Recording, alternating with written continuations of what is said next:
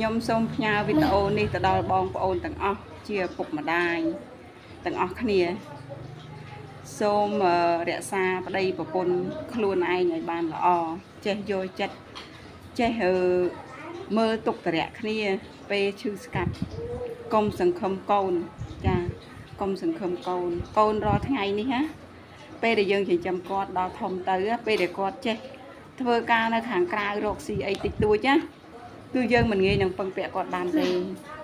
ចាខ្ញុំមិនងាយនឹងពឹងពាក់គាត់បានទេអញ្ចឹងមានអីក្រៅពីពាក្យថាសូមឲ្យបងប្អូនទាំងអស់គ្នាស្រឡាញ់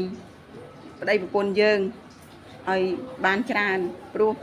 មានតែប្តីប្រពន្ធយើងទេដែលថែរក្សាគ្នាបើសិនជាអាចថាប្តីយើងល្អឬក៏ប្រពន្ធយើងល្អហើយណាចេះយល់គ្នាចេះអធិស្ឋានឲ្យគ្នាទៅខ្ញុំនៅតែរំលឹកបងប្អូនថាកុំសង្ឃឹមកូនច្រើនពេកចាព្រោះវាពេលដែលយើងឈឺស្កាត់ទៅមានតែប្តីប្រពន្ធយើងទេដែលដល់គ្នាមុនដែលមើលថែគ្នាបានមុនបើពួកកូនយើងណាពេលខ្លះគាត់គ្រាន់តែមកអើតយើងបន្តិចទិញកាទៀវមួយចានឬក៏បបរមួយចានណាជាគុណស្រ័យរបស់គាត់ទៅហើយអញ្ចឹងអត់មានអីទេក្រៅពីប្តីប្រពន្ធយើងចេះយកចិត្តទុកដាក់ចេះស្រឡាញ់គ្នាអាចថែអាសាគ្នាបានក៏ថែអាសាគ្នារហូតដល់អស់រៀងខ្លួនទៅព្រោះមានតែប្តីប្រពន្ធយើងទេដែលអាចរស់នៅជាមួយគ្នាដល់ចាស់បានហើយក៏មើលថែគ្នាគ្រប់ដង្ហើមចេញចូលបានចាអរគុណបងប្អូនទាំងអស់គ្នា